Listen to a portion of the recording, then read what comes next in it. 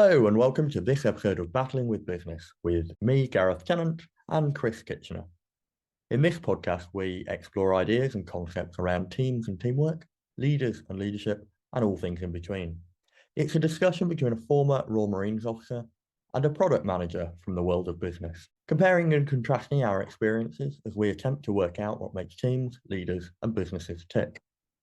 This week's episode is the second in our two-part series in collaboration with fellow podcaster Rich Seale and his podcast, Creatively Challenged. This episode was recorded at the Future Strategy Club in Peckham, London, and the conversation has moved on from discussing the role of design in strategy, leadership, and management, and towards AI and human-machine cooperation. We hope you enjoy it.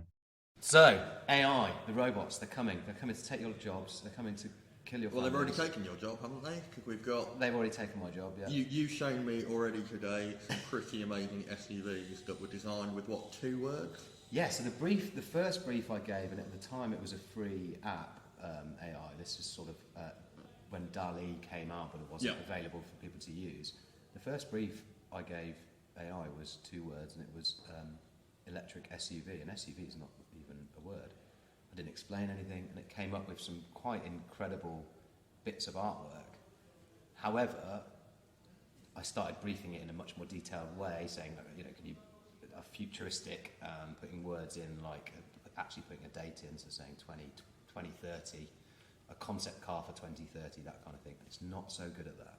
Yeah. So what it's very good at, the it's image probably generation. worth just explaining to the listeners what DALL-E is as a piece of software. Sure, yeah. So DALL-E, which and now Mid-Journey is the kind of the latest, greatest, I guess, is a human language to image generation software algorithm. So effectively, you brief it with a paragraph that you've written, or you get ChatGPT to write, which is weirdly. But you've written, so you brief these things and you say, and then it comes up with an image. So you can say, that some of the early examples were quite funny because often comedy is used to demonstrate tech, which I find weird. Yeah. So the early examples were, an armchair in the shape of an avocado, and DALL-E would come up with all these different armchairs, and it kind of came out, and it came out under the radar a bit because most people saw this post from either OpenAI or one of the AI companies, the DALL-E companies. Yeah. They saw this come out online. They're like, "Oh, I get it. Yeah, it's kind of an image search thing, like you have on Google." What people didn't really realise at the time is that each one of these images is actually effectively an original piece of artwork, meaning it's a design that's never been done before, that's been created in a way with an algorithm that is completely and it's not new. It's not a composite of existing. It's not a composite either, of is it? it. It's No, not it's editing together built and stitching. It's building from scratch. Imagery from what the algorithm has learned from textual interpretation. Yeah, which is incredible. It's batshit if you think about that. Well, it is, but let's because I think there's a danger we sort of stare at the shiny object and get very excited about it, and then and we joked about it, saying, "Was this the end of creativity?" I want to poke at this and say, let's. I think the image stuff is a little bit different because for many designers, the final form of output is an image. Yeah.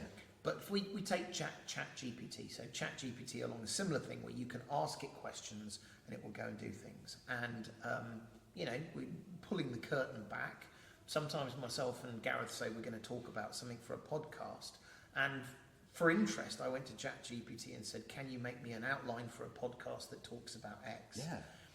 Now, but let's talk about that because I want to dig below the covers. What do you think is I'm going to say the value of AI generated stuff? Maybe the better way of saying is, what is it that's great about it? Mm-hmm. And what is it that's not as good about it as we might think? Yeah, I mean, this is the interesting thing about both ChatGPT and Mid-Journey and the image generation algorithms that are out there is they're very, very good at summing up what's happened up till this point in time. So effectively they've learned from historical data, so they've learned from what we have done as humans up till now. So what they're not very good at is predicting future scenarios, which humans are still much better at than the algorithms are. Yeah. So that's kind of where it sits for me. So, and we spoke a little bit briefly about this off air before this, but a lot of my colleagues and friends in the industry of what I do, that their trade is literally to draw, new vehicles or new motorbikes, new car exteriors, interiors. Their trade is the art of doing that. And they're obviously very threatened by an algorithm that can effectively take a brief and draw an original piece of artwork from it. And a lot of people in my world kind of say, well, it's cheating. And I think of it in a different way, really, because my traditional automotive design kind of workflow process would start with trawling the internet, looking at some other amazing benchmark vehicles which I respect the design work on. I like what Polestar are doing, for instance. I like what my friends at Jaguar Land Rover are doing. You'd build a mood board, you'd have these images there, and that would be your kind of food, your inspiration. That is almost plagiarism, because you're looking at these elements from other people's work and taking them and putting together into something else. So it's kind of flattery, it's inspiration, it's plagiarism. So but that's what everyone does. That's how you do it. You don't sit there in a dark room and not look at any other vehicles and just start the process. You can, but you're still in your brain referencing other stuff. You've still got previous experience. Exactly. Yeah. So, and what the algorithms are doing is actually a better job of that research bit. So what they're doing is taking everything the world's ever seen about SUVs and putting them into an image for you. So summing up the way, kind of where we are with SUVs. Yeah. Almost in a quite natural way, in a kind of generative, a bit like nature. Like every single one is different, a bit like a plant. Every single one is different, even though they all look like SUVs. But each one is different. It never repeats what it does. So for me, that's quite natural and quite ethical in a way, because it's sort of taking away the direct plagiarism or the direct influence stuff. Well, I think it's... The reason why I brought this up, because what I think is interesting is, I don't think that the results that you're given today, at least, are actually going to be the car that you go build. No, they're not. That's true. And they're this just is, a start point. I think there's an assumption here. So, for example, we hear a lot, well, if you're in marketing, get ChatGPT to go write just your marketing to do it copy. for you is the phrase that we're hearing, the answer isn't it? is it's going to give you the lowest common denominator or the medium common denominator of all the marketing that's been written before. Yes. But if you can't write marketing copy, this is a good start. But if you are a creative, using back to that term, ChatGPT is not going to be useful for you. And going back to my example... I'm going to push back on that, because I think it might be useful. Sorry, I should... to create the start point. And that, sorry, finesse and add... That's a better use You're of the right. term. It's also not going to do it for you. No. It's going to... That's but, right. but it might make your time more efficient, because it's you don't another have to do the tool. drudgery. I 100% agree. That was poor use of language, because going back to the example where I said about I asked ChatGPT to go write me an outline for a podcast, it was very clear to me. The first thing was, if I didn't understand what was in that outline, if I didn't understand the content, that was useless to me. So the first thing is, I have to already understand the content anyway. The second thing was, it was exactly that. Well, that's really interesting. Here's a couple of things, I'd forgotten I should talk about. But actually, if that was the podcast, it wouldn't be very interesting. And so then I went in and said, okay, let me now change this around a bit. Let me add that in. And now I'm going to actually add my secret creativity to make this something more interesting. So I have to be very careful to keep saying right now. I'm sure there's a whole different debate about whether this will change. I think for this kind of creativity, at least, AI shouldn't be considered threatening in terms of it will replace us.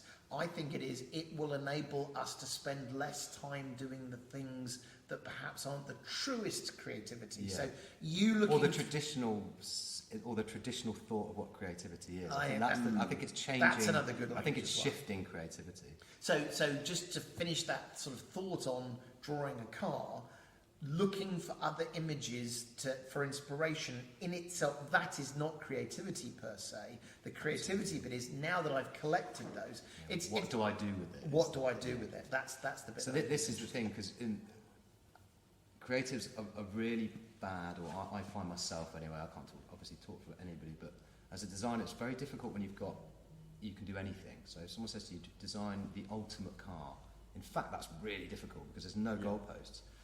Just like you and saying, well, we've got this podcast to come up with the thread for, but there's no goalposts. If you ask ChatGPT, or I ask Midjourney to do some images for me, what effectively what it's doing is giving me some parameters, which I like as a designer, because it's like, okay, here's some bookends as to where I want to be. This is somewhere between this and this. And that starts the process so much quicker. So it's just another tool, as VR was 5 or 6 years ago. I did lots of work in VR, and how to sort of fold that into a traditional automotive design process, and how that will bring efficiencies, and what does it add. I think AI is going to do a similar thing for my world anyway. Question about the ultimate car is really interesting. 1974 Corvette. It's a 1974 Corvette. We know that. If you've just bought one a week. What colour is it? Burgundy. Of course that would be the colour. Side pipes, it's got everything. It hasn't got side pipes. Hasn't got side pipes? Yes. Okay. Just because you might be thinking what's going on, one of the three of us may just have acquired a burgundy red Corvette. What year might it be, Gareth? 1974. So there you go. Yeah. But it's the small block. It's only a 5.7 litre. Yeah, small, tiny. Silly. So we totally interrupted your train of thought there. The ultimate car, apart from the 1974 Corvette, like I say, it's an open-ended question. So there isn't an answer to that. It's not like asking it to solve a mathematical equation. Mm-hmm. It's not like saying what happened in this historical event.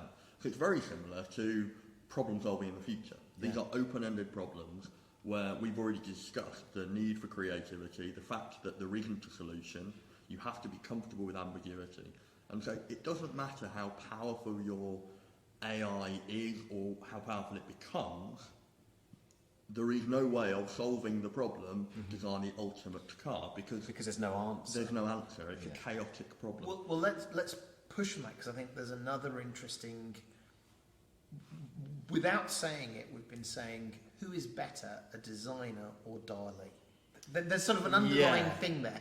And don't worry, that question does literally come up in the pub to me, because I talk about this stuff to my friends, and they go, "Well, are you better? Is it better than you?" And it's like, well, let's pick on this, because I think there's rather than try and I think I have the answer. I want to ask almost another question on top. Let's turn this into the military idea. So I don't know, but I'm pretty sure there are lots of very excited military people saying, if we get enough information and feed it into the AI will tell us how to defeat the enemy. It will say, move your tanks to here, attack them at this time, and it will all work out.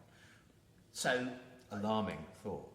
Alarming, but something to explore. If this isn't happening, I would be staggered, because absolutely. that's the thing. But now you get to the interesting bit, which is almost the sort of the who is better. I wonder whether or not the point about AI is that it will always be constrained by the fact that it is an algorithm that typically is looking at what it did last. And even if you then say, but Chris, it can teach itself and things like this. If I was up against an AI, what I would do is I would get my own AI, tell me what the AI is thinking, and then do something radically different. In other words, this is definitely the point, I think. Every time the AI makes an advance, one of the things that I've got going for me is the squishy thing between my brain that says, if you move king... Which is the chaotic bit. It's the chaos. Yeah. We are, in fact, there's a teaching this, we are more chaotic than AI. Yeah. So therefore, does that give us the advantage over the AI? And that I can't predict this is endless, but the fact that the statement, are you a better designer than an AI? I would argue, if you are a good designer, by definition, you will be better than an AI, because you will always have that spark of chaos more than the AI. Likewise, in the military situation. I agree, and this is deep and fascinating stuff, because am I better than AI at designing? Perhaps at this point. Will it become better than me on my own as a designer? I'm pretty sure it will, reasonably quickly, if not already. But me plus AI is way better than me. Me using AI as a tool, as a virtual assistant, you know. And this comes back to that point. It's like everyone says AI is going to come and take your job. No.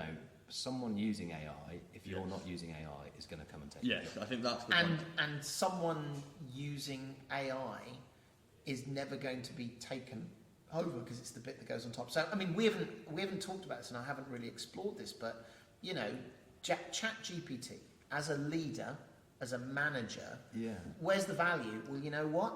Hey, ChatGPT, can you give me the structure of a disciplinary conversation I might have with my team member who's not performing? Or can you help me coach someone and talk about how they can grow?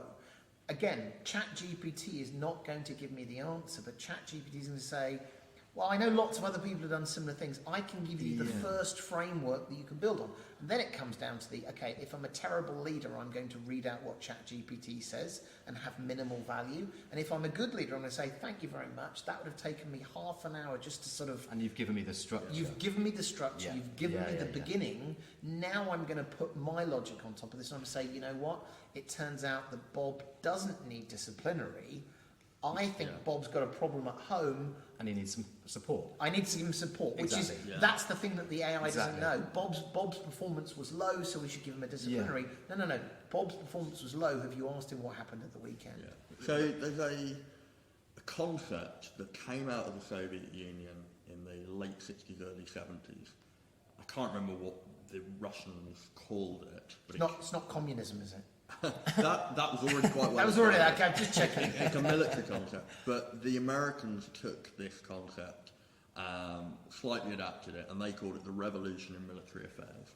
And it was this idea in the sort of late 60s, early 70s, missile technology, radar technologies, digitising, computers, Moore's law was a thing then as well, so this exponential growth in computing power.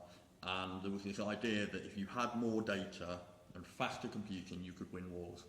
And we took the Western concept of fighting that we took from the Second World War, steel, not flesh. We will put the technology at the front. We will have a much longer logistics chain. We will have less people in harm's way, and we will be more methodical in the way that we fight campaign wars. The culmination of that was probably the 91 Gulf War, where we overwhelmingly defeated the Saddam's Iraqi forces using a massive, overwhelming technological advantage. The revolution in military affairs was this idea that you could almost reduce the risk to an almost zero in war by having a technological overmatch and a data overmatch. What we subsequently then learned was war is chaotic. It is an ambiguous space, and it's Sun Tzu's phrase about it's not the enemy where they're weakest. That's great at the battle, I imagine, what you're talking about, but it's not necessarily brilliant at the war. Absolutely. And there's a Chinese book called Unrestricted Warfare, and it was based on a thesis of how does China compete with the US based on the 1991 Gulf War. And the Chinese said, Sun Tzu, pitch our strength against their weakness, use their strength as a weakness, judo. How do we use America's strength against them? Well, they're focused on technology, they spend a huge amount of money. How do we keep America spending huge amounts of money on their military, and how do we economically envelop them? And this book is fascinating because it talks about information warfare, it talks about psychological warfare, it talks about use of proxies, it talks about manipulation of financial markets as a type of warfare. Any AI stuff in there? They do talk about the use of computing in support of decision making, but it's slightly... If you fold in AI as a tool... Absolutely. But this is that philosophy and concept. But the point is, we learnt the hard way through the Balkans and then through the last 2.5 decades in the Middle East that you can't win wars just with a technological advantage, just with a hard power overmatch. These are chaotic things. And so, yes, I suspect there is a lot of work at the moment about how can AI make us better at decision making, how can it make us better at understanding what the adversary is doing, how can it make us better at prediction. But ultimately, as we do it, so are they. So there's also this meta question. You can't not do it. It's been invented. You can't uninvent it. So. How do we use AI to help us in a world where our adversaries are using AI, etc., etc.? The chaos doesn't disappear. And so we're back to, you are a better designer if it's you and the power of the internet, the power of the large language model. The winners the example you just gave, the winners are not the people necessarily with the AI. The winners are the people who are the most flexible, the most adaptable, who take advantage of the situation. And sometimes that's with the most. This week it's because I have AI. Next week is because I have the best tank, and the week after is because I've done something entirely. I've enveloped a thing. Or this week I'm making something out of wood because I need to test something in my world. It doesn't always have to be some massive technology. And therefore we've got to be really careful that we don't. Going back to what you said at the very beginning, don't get fascinated in staring at this amazing capability and make that our goal and miss the point. Becomes our weakness. If the thirst for data, the control of the market, the building of the silicon chips and control of the algorithms becomes the focus, then perhaps we'll lose the soft power war because Hollywood will go into decline and the Chinese will make far better, far more engaging TV, and we'll lose out that way. So I think these are complex things, and I wonder if... We're definitely not going to solve it in one podcast. We're certainly not going to solve it, but I wonder if that flash of the kingfish, that thing that makes some people connect ideas, just gets a little bit brighter if you have a large language model behind you. I think it's true, and I think it's... That's the end of the video, but we can still carry on. But it's no different to... the tank isn't going to win the war in 1917, but does it help you? And this whole idea of AI, will we be talking about AI in 20 years like it's the most important thing, or will we sort of take it for granted, and then there'll be we do with a smartphone? And then there'll be a smaller group of people who say, well, let me tell you what's going on here and now. And I think that's true. It is this ever-evolving situation, and I do... I know this is sort of almost it's not almost, it is the second time I've already said it on this podcast, which is, it doesn't matter how much of these clever frameworks, techniques, skills, technologies you have, if you don't have to link it back, the creative ability to use these things and adapt. It's that creativity that will make you win, rather than saying, what was it we did the last 10 times we did this? It's the thing, okay, thank you for telling me what we did. You've given me some good examples of what worked and what didn't work. Now let me apply this to the knowledge I have, the current situation, and a flash of creativity that says no one would expect if we did this. I think that's really, really interesting.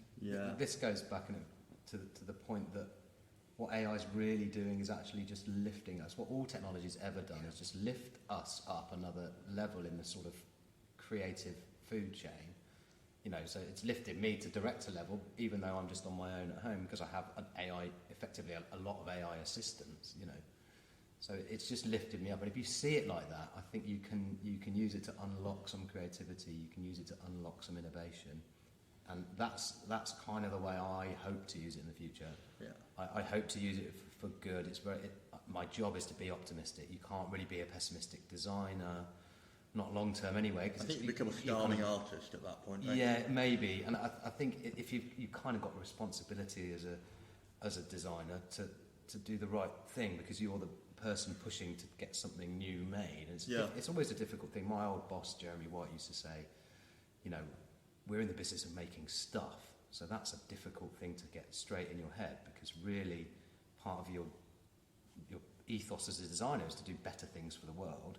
So adding more stuff to the world isn't necessarily a better thing, but if you can do that efficiently and with as minimum amount of carbon, or you're replacing something that's worse with something that's better for the world, then you're acting ethically. And I think the same thing is with AI.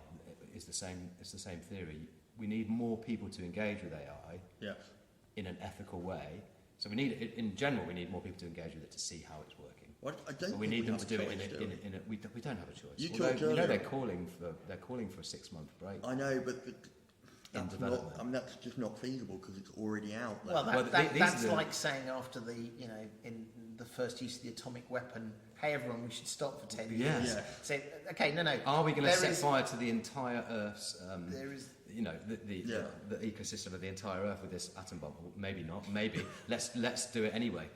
But I think, worry. It's a bit like that with AI. I think Max Tegmark talks about this in his book. Engaging with it in the way we're doing now. I mean, this was something I was really keen to do because we could spend hours talking about how amazing ChatGPT is, how scary it is, but actually it's the bit that we're responsible for, and I think I'm really keen to push is being worried about something doesn't move you any further forward. No. Actually, it's the engagement that says, okay, let's talk about it. Like, I'm pleased that we've said, we've addressed the sort of question whether it was right or wrong. Is DALL-E better than designers? And I think the point is, well, no. Okay, good. We can move on now. Yeah. How do you most effectively use it? What is risky? What is not risky? So I do think there is riskiness, which is, ChatGPT can lie. Okay, that's not a sort of crazy thing. That's a very real. Okay, how do you measure that? How do you protect against that? How do you make sure that DALL-E doesn't actually give you an image that someone else has created? Yeah, those kinds of things. I'm pretty sure at the moment it doesn't do sort of patent checks in the background. Yeah. So there is a risk, of genuine risk of that. And we mentioned this in a previous podcast. I still think this is such a fascinating piece of this, which is one of the trickier bits of this is that by its nature, an AI model can't tell you how it got to where it got to. It's an entirely black box. It can't explain the process, right? It can't explain the process. So when you say to it, well, that's interesting, why did you make a drawing like that? I have no idea. But that is true. Nor can a designer. But nor can a designer, nor can the human brain. And so, but in different something ways, magic happens between your brain and your hand. But in different ways, though. So, for example, if the AI says this country is going to invade this other country tomorrow at 2:35, you say, how do you know that? And it says, I just know that. If you turned around to me and said, we believe people have told us that it's 2:35 tomorrow, I get to say, okay, this is quite a big deal. Tell me why you think that. You'd say, well, here's 3 images that show troops are building up. Here's some signals intelligence. Here's the bits that are unknown. But I think you can absolutely do that with AI, and if you were going to build an AI to help with intelligence, you would build in the ability for that system to say, on the balance of probability, because I've scanned 35,000 satellite images. Yeah, but even then, which 35,000 images? Is the danger you're talking about is blindly trusting? Blindly following. But that's correct. But in the same way, a commander doesn't and shouldn't blindly follow the intelligence analyst who says this tomorrow. And the two things that intelligence professionals always provide is a level of confidence in the assessment and a level of confidence in the sources that assessment was made of. And the commander then gets paid the big bucks to judge that. And say, well, in here's my thoughts on this. Here's how we're going to respond to this. The intelligence is good enough or not good enough. And there's some, I think a brilliant example of great decision leadership was the Obama administration making the call to go into Abbottabad for Osama bin Laden. The intelligence, the assessment were about 60%. Right. And so the whole process, and this is probably a story for another podcast, but the whole process of how they then made the decision and what course of action to take and whether they were going to do it or not, brilliantly executed. Not an intelligence analyst job, a leader's job, and that was the Obama administration under. So we're back to the magic bit about AI is how the human beings employ that. Think about it. So in terms of intelligence, I'm sure this isn't how it works, but actually the way I would use AI is for the AI system to say, Chris, I think this is a possibility. You should go ask these questions. So rather than say, here's the answer, I'm going to point you in an area. I'm going to help you with things you might want to look at. But again, giving you structure, like you talked about. Structure. But you need to go and look. You need to go and validate, because don't trust me to know whether they're walking that way to go to the bathroom or they're walking that way to invade, kind of thing. And I think what we're doing here is, starting to tackle these problems and ideate around solutions. Of course, we don't know what the solutions to AI support to military intelligence is, but we're starting to say it's not a black and white question, good or bad. Yeah, which is starting to set some parameters as to how would we employ interpret it? How should we govern it? And I think this comes back to this, your point about designers saying, well, that's cheating. Well, that's similar to the Luddite. That's the Luddite. It's a gut reaction, and it's a Luddite. You can't have steam-powered looms because I use a hand-powered. Yeah, and the hand-drawn sketch is going to always be valuable, and it's going to have its own charm, and it's like a sculpture's got a certain hand-done, like clay modelling in my industry is a very expensive thing. Yeah. Then you've got to adapt and move on. And I'm not saying AI is brilliant.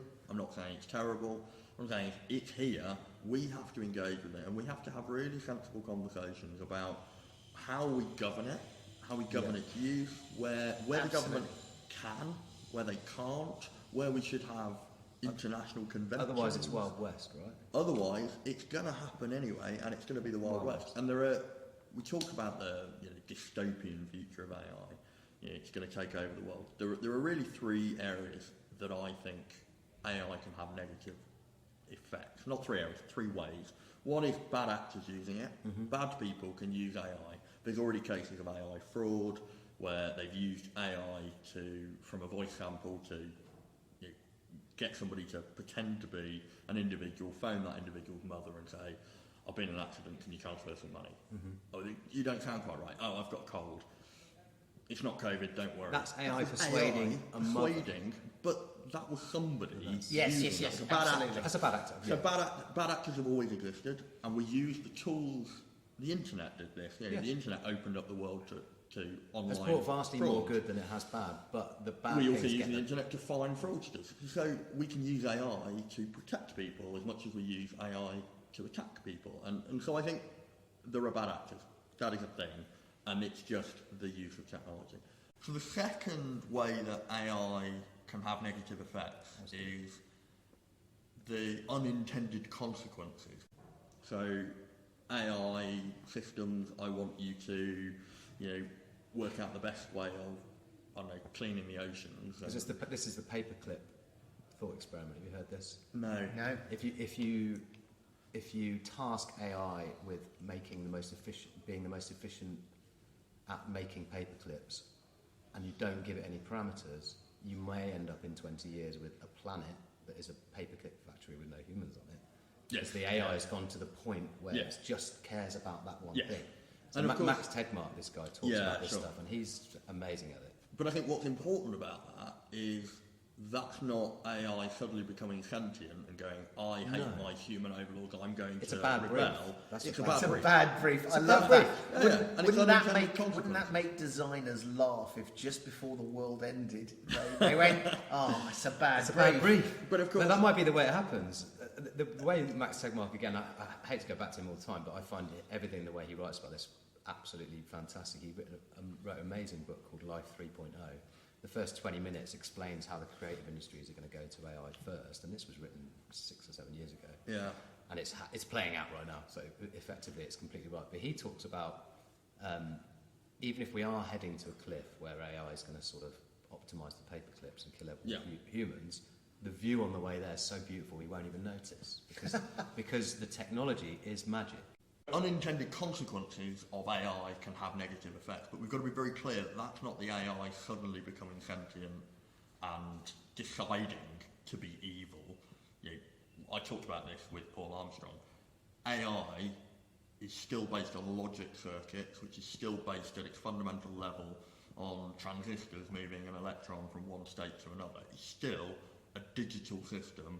There is no, we're going to get quite philosophical here, but there's no intelligence, it's artificial intelligence. Or there's no sentience. There's no sentience. Intelligence is difficult.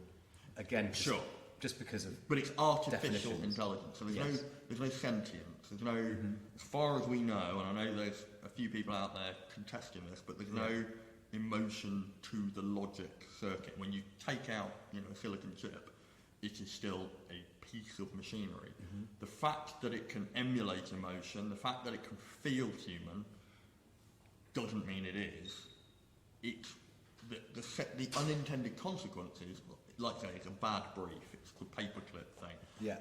Now, the idea that the journey that we go on is going to be beautiful, so we're going to roll off the cliff without noticing, I think is somewhat flawed, because that's working in the logic that there's only one AI and we've become enamoured by it. And actually, if we're using AI as a tool to help us... Another one AI is going to say, you're about to go off the cliff. Yeah. And by the way, never mind paper clips, I've got a fantastic...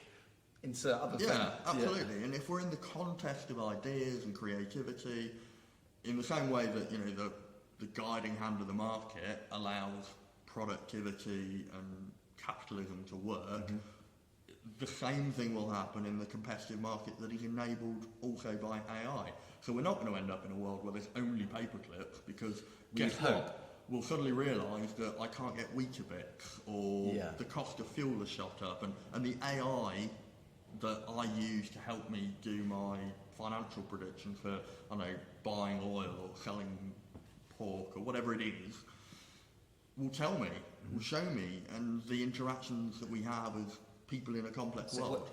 You sort of hope it's going to find its own, again, well, I don't think mimicking nature, but it's going to well, find its own balance. So for every paperclip optimizer, there's a paperclip minimizer. Yeah. Somewhere else that's counteracting.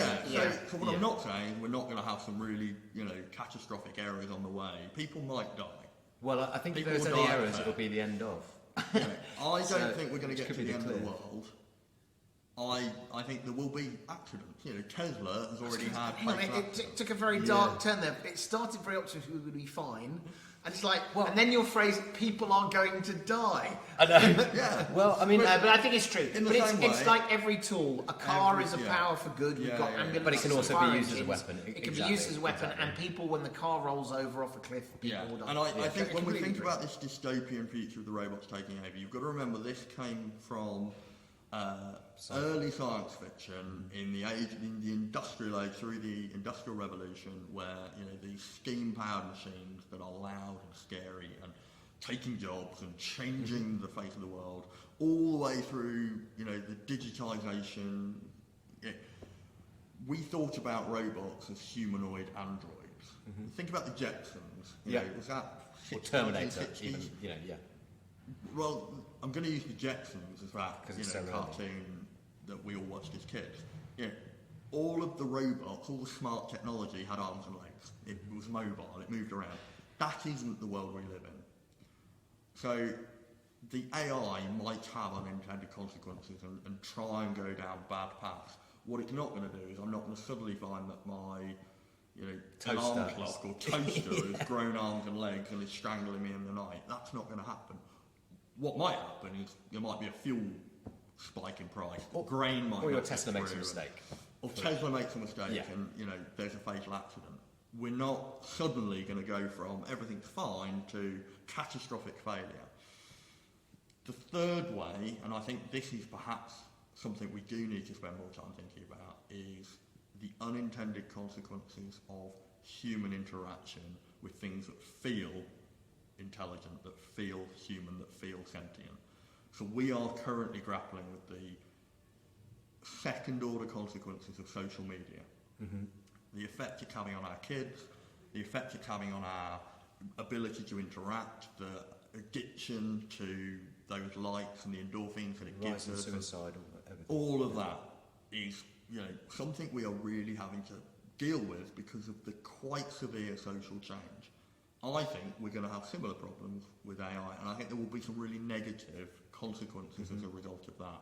So when you've got AI systems that can replicate human relations, human interactions, that... Will it be the detriment to real human interactions? Is that what you're thinking? It could well do. And it could also you know, really double down on those echo chambers and those bubbles of the polarisation of most societies. I don't know. What's comforting about this, though, if you can be comforted by, after the phrase, people will die, what's comforting about people this? Die. People will die, though. I mean, no, but what's comforting... all of us here what's comforting is that none of these are new problems. No. These are problems we have seen 1,000 times. And 1,000 years ago. And 1,000 years ago. So, you know, I think that the social media example... It's not a terrible example, which is these issues you've talked about exist. and yet we're still here, and we're learning to adapt, and we're learning to change to them. So, I mean, like you, I think the optimistic view of AI is the right view. In fact, well, it's going to reflect our view. So I'm hoping that we can have the majority optimistic view, so that it reflects that optimistic future. Even more. That's quite naive to say that in some ways. No, I don't think it is naive, but even more pragmatically, I think if you're pessimistic, pessimism typically prevents you figuring out solutions to the problem. It definitely doesn't help creativity. Forward. Exactly. And so the fact that we're sort of optimistic about this means there is a pretty fair chance we will learn to adapt, and we will learn to survive. That's what we do the best, is adapt to survive. That's what we do best. I think I'd like to make it clear that what I'm not saying is, it's all going to be fine. No, there is a chance. There's complications. Yeah, there is a chance that this ends in, existential, catastrophic failure for the human race. They said this about the weaving mill, though. They did, and they said it about the atom bomb, and they said it about the book. Poison gas. The book.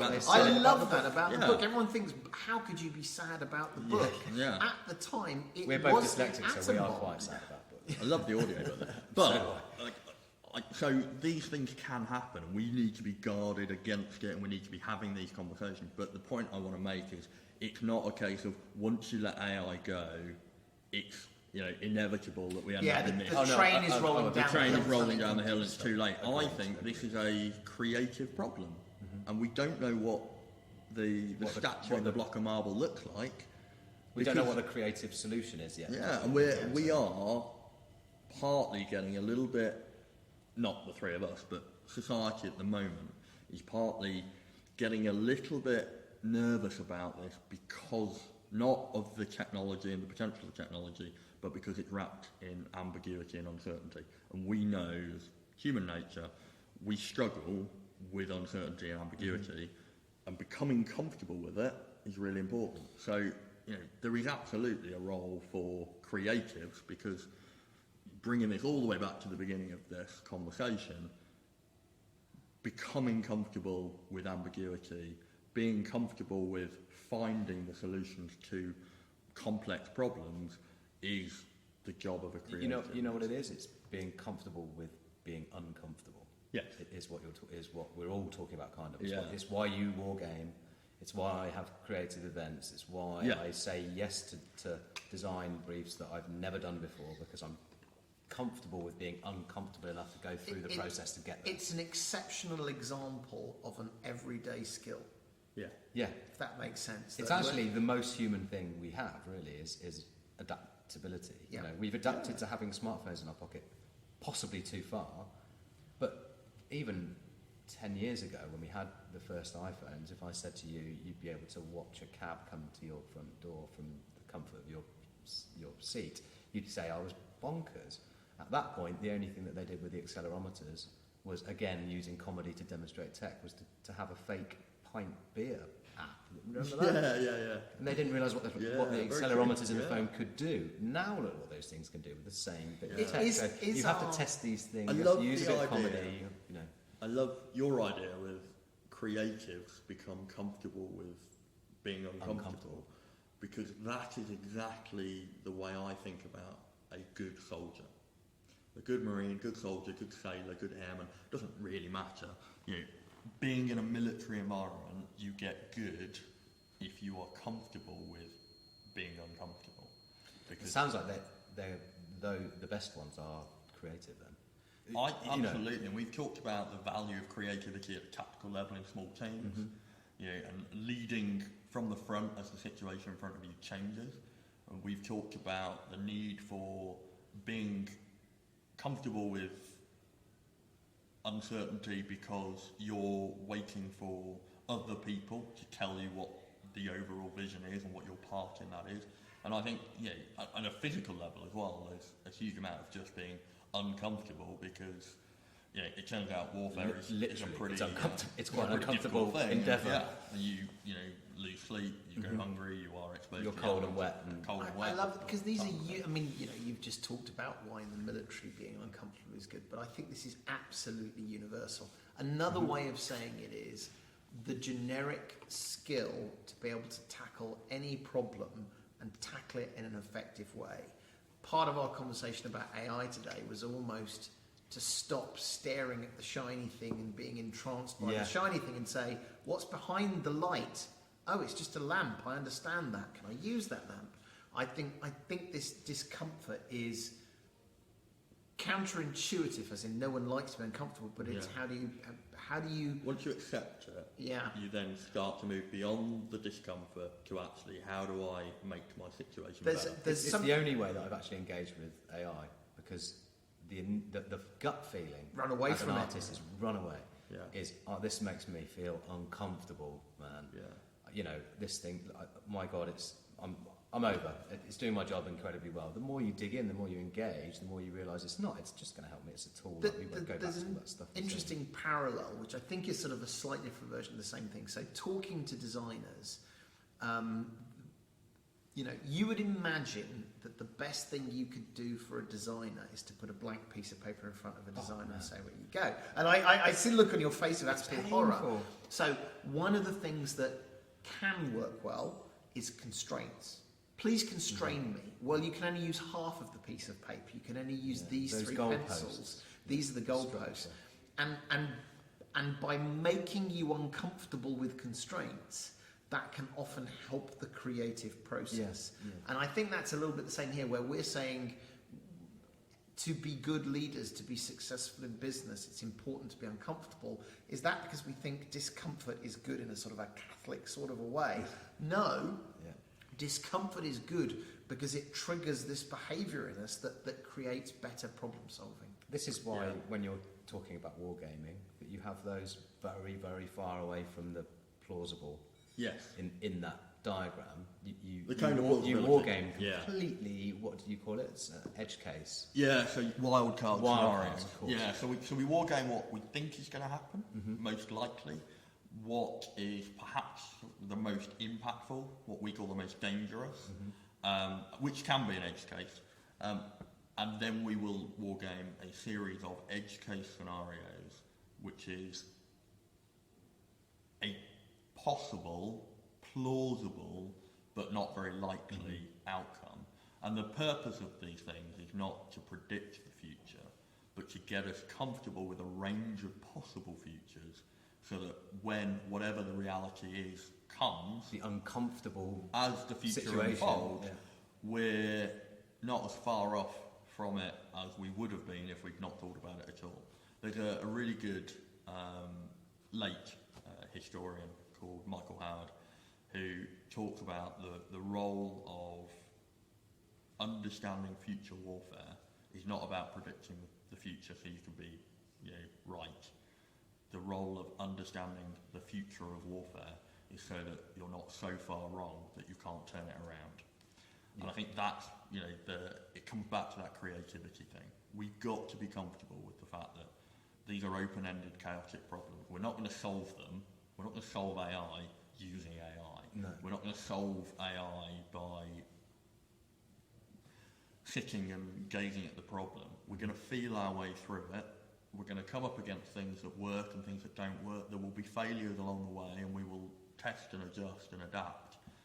And the more we engage with that and don't bury our head in the sand and ignore it, the more we're going to be somewhat in the ballpark when these new eventualities, do jump up and hit us in the face. Building a resilience to change. Building resilience. And part of that, of course, is firstly talking about what that might feel like, what that might look like, what you might do, but also getting organisations and the leaders of organisations to allow adaptability so that you're not on a fixed path all the way through and then suddenly realise that doesn't work and it's too late and you can move on.